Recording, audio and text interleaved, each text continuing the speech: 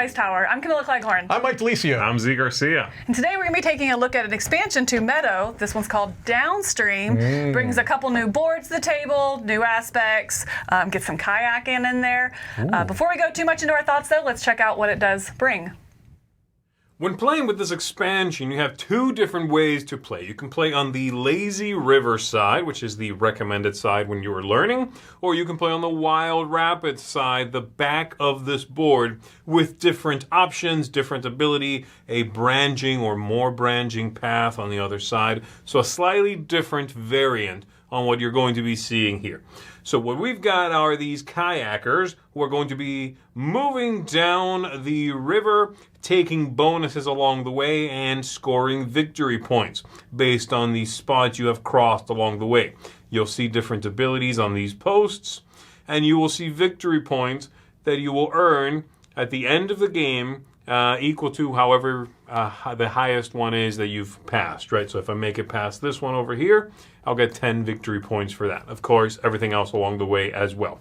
Everybody's going to get a new one of these selection tokens that is specifically for this board here, and it can only be used here, not on the other board. Just like all the other tokens from the original board cannot be used here, except for the question mark. The question mark, if in play, you can use on the original board or in one of these spots to take whatever you'd like here. So obviously new cards, a new deck, some new cards for the original 4 decks, new starting watery card that the players will have access to, and they can pick whatever side they like to start face up. And then we've got some new tokens here. Now, all these up here are for the wild side. We've got a new goal token, which shows fish, a new type here. These 4 are used on this board, and they might be placed here and give you a point if you make it that far down the river. And then these are going to, along the way during the game, at specific points, refresh the pool here. So you put these out on the circular board that shows the rounds. All right. So we'll put all that aside for now, and I'll give you a little bit of an idea of how this works. So same flows, same general idea. When you now choose to take this action, you will put that there. You will take one of these cards, and then you will build one. Does not have to be the card you just took. Usual rules apply. The idea here is you have a new symbol, or several new ones, but specifically this fish one, which must go on the stack that has water. As long as you satisfy the conditions, it still has to go on the water, even if there's things between the water and the fish.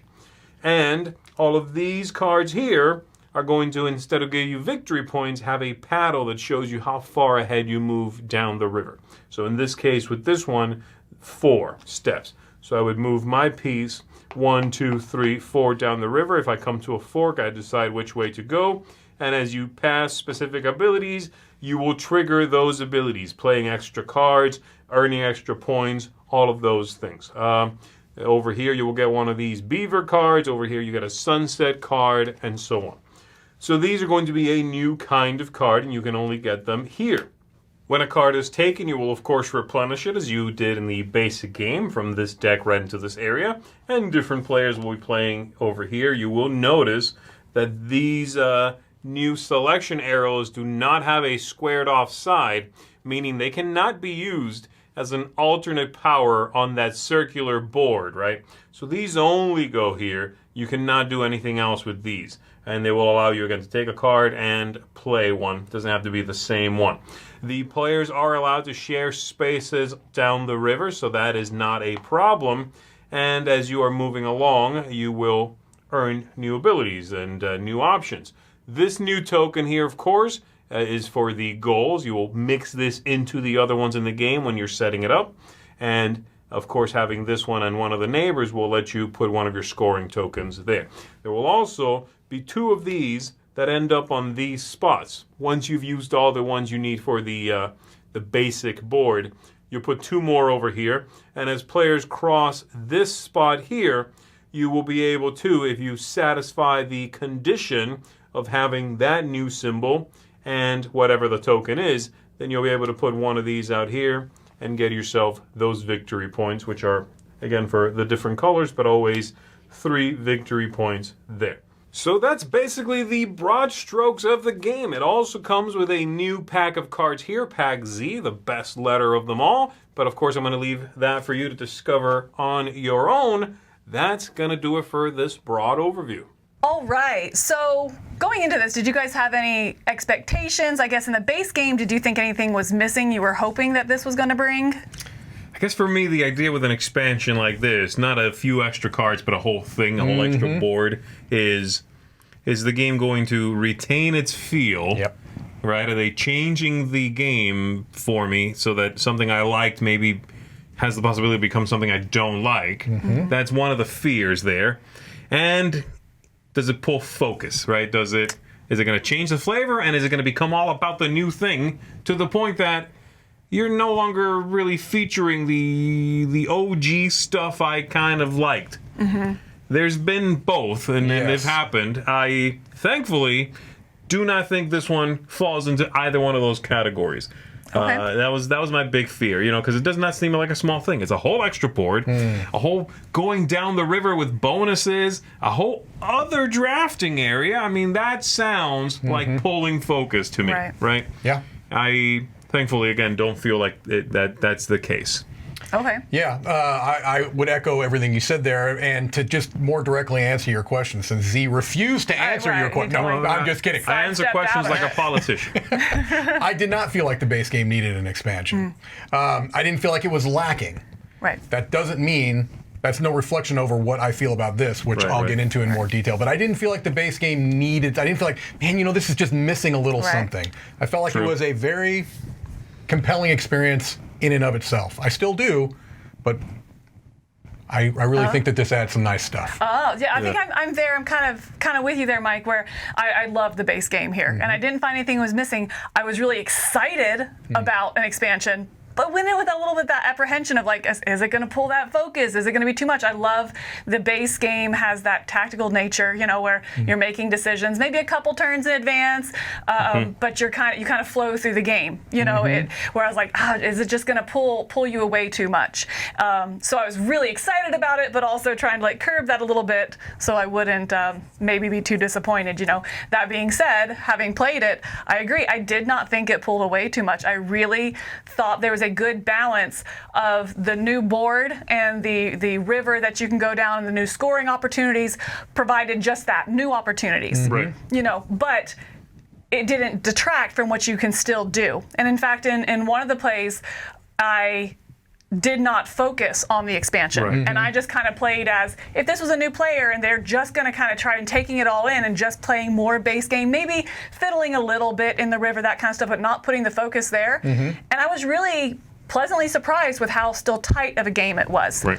Yeah, that's important that in an expansion, you don't have to change your entire focus to here. This is what this expansion is. A new track. If I don't put most of my focus on this track, I'm no longer competitive. That's very much not the case here.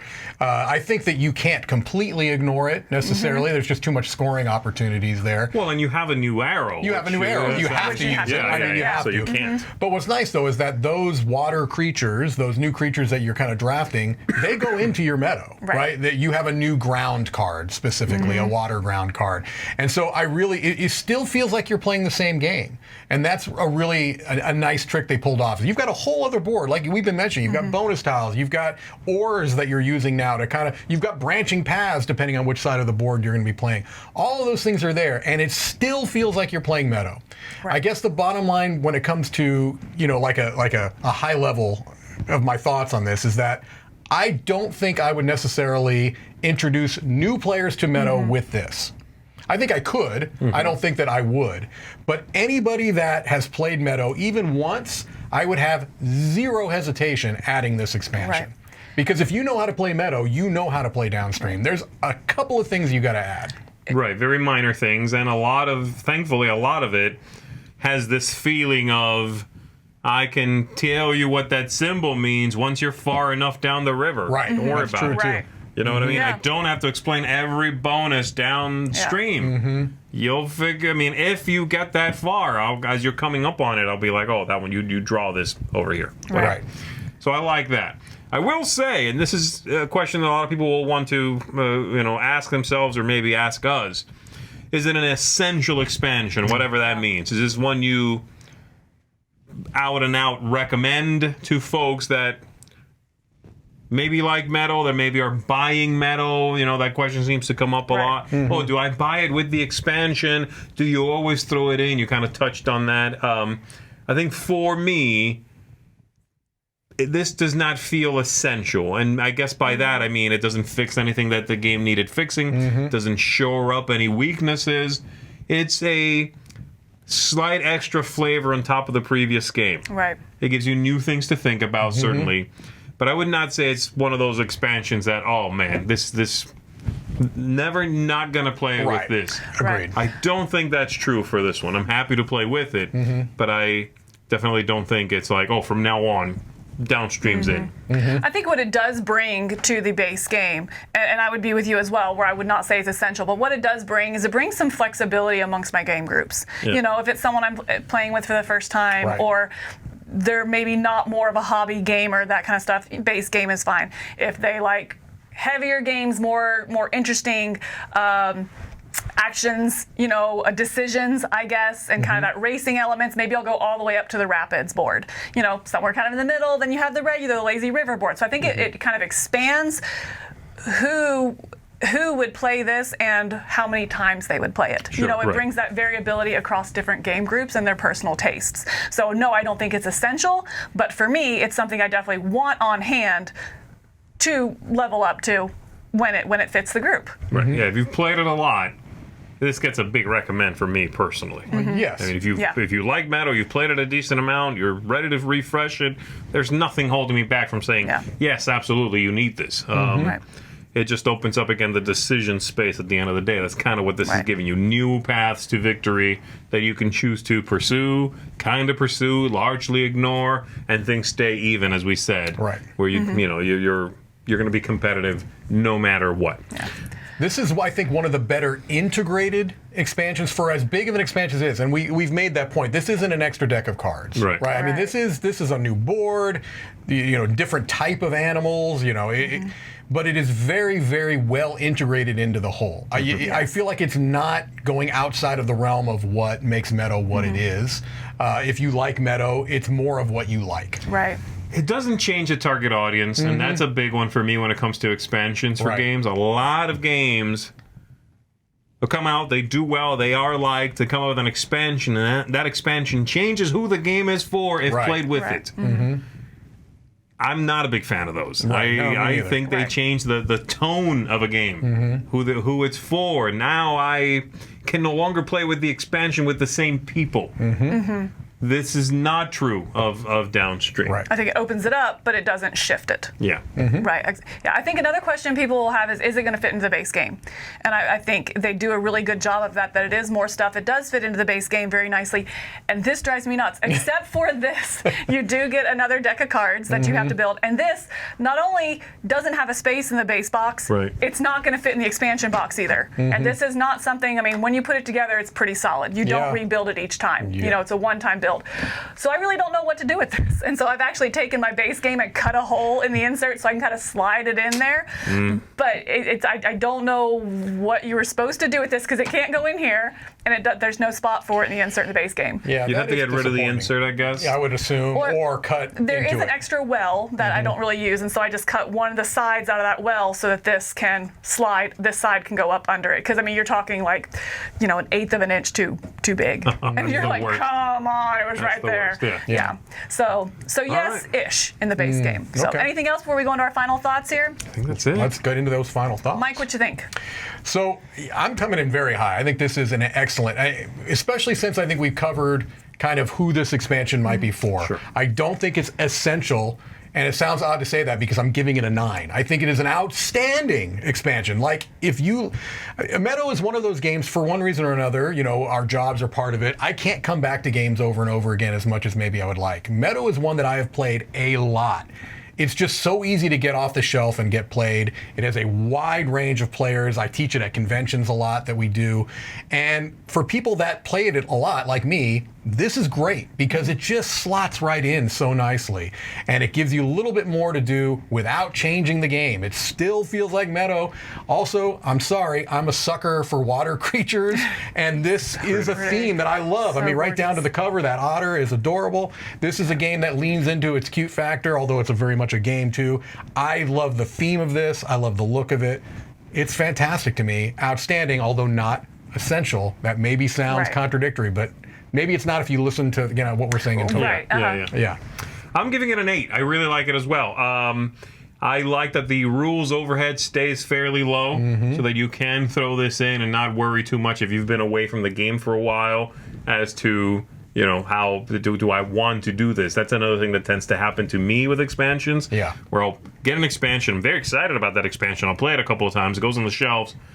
When it comes back out, I don't want to jump on the game refresh and expansion refresh. So I play the base game. Right. Goes back on the shelf. I bring it back. I'm like, oh, just base game again. So I never build up the sort of heat to get to it.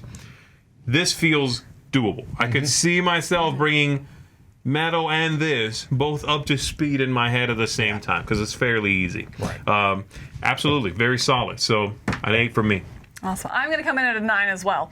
And that's because while it's not essential, it's one that I want to have and I want to have access to, and I will probably, if I've played it with the game with somebody already, so unless it's a new player, sure, I'm probably going to give them the option of like, hey, which do you want? So I don't think it necessarily, it adds to the base game without breaking the balance of the base game. Again, you can go down the river and make those choices or just kind of focus on, the familiarity of the base game. I think it expands those options, expands who's going to be interested in it and for how long. I really, really like what it's doing. It's worth not all the components fitting in the box. And you do have the two sides. Yes. Of the river lazy also, river, so the rapids. Right. Yeah. They kind of, kick up a little bit. And so it just gave you a little bit more, I don't want to say variability, but more a little bit of decision before the game. Hey, what do we want to do? What, how do we want to play this game? And I think that's a really interesting twist with you're still feeling like you're in Meadow. Yeah, it is not a different game. Wider decision space without a lot extra rules over it. It's not a new game, and ultimately, at the end of the play, I think I could be like, now wait, which part of that was the expansion? It just feels so well integrated into the base game, you can't say that was clearly an expansion. So yeah, we liked it all around, it looks like. Thanks for joining us here. I'm Camilla Cleghorn. I'm Mike DeLisio. I'm Z Garcia. Keep on paddling. Otter, otter, otter, otter.